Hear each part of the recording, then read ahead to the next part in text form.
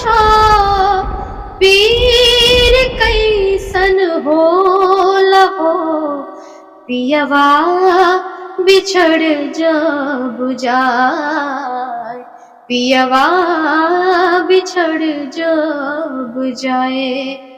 सावन तो बस नाम के बरसे, अखियाँ रैन मिलन को तरसे।